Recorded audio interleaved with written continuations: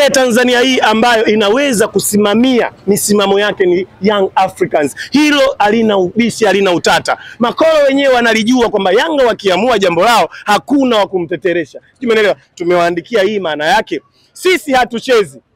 Kuna maneno yako nyuma huwezi kuyaona. Sawa, sio nyuma ya t-shirt, yako nyuma kwenye vichwa vyetu na kwenye akili za wanayanga. Endapo wakitimiza matakwa yetu, viongozi tumewatuma wakatuwakilishe.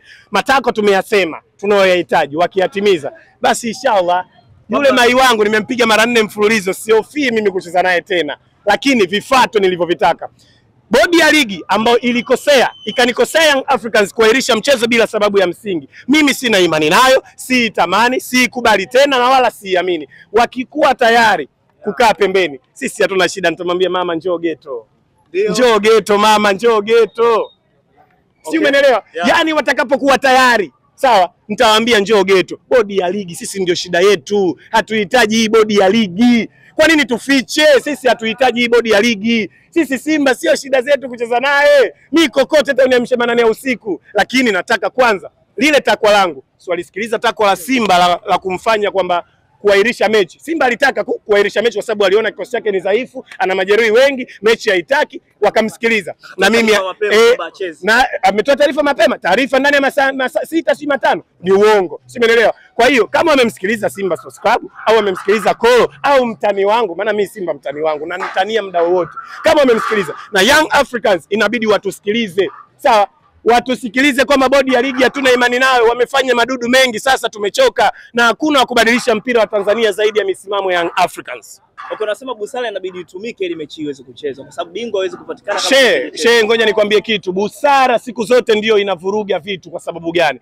Busara inasolve matatizo ya kwa muda mfupi, ila inapandikiza na kuandaa chuki za muda mrefu. Kwa sababu leo ukitumia busara, yule aliyeumizwa ataandikiza kitu na yeye atatamani siku moja akikosea itumike busara. Je, tutakuwa tunajenga mpira?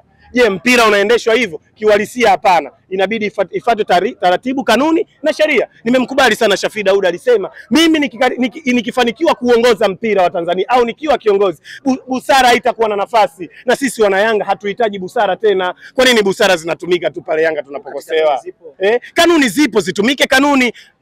Serikali imewaamini, imewapa mamlaka ya kusimamia mpira wetu, lakini sio kwa kutumia busara. Wamewapa mamlaka ya kusimamia mpira kwa sheria, taratibu na kanuni. Sasa mnapoamua kushindwa waziwazi kutumia kanuni na sheria, mnatumia busara, maana yake hamwezi kuongoza. Hivyo Young Africans ni sahihi kusema kwamba hatuhitaji, na tupo sahihi kabisa kusema hatuna imani na bodi ya ligi. Waachie kile chakula, kwani pale wanalipwa?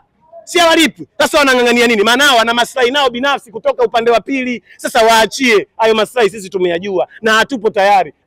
Sisi hatuchezi bwana.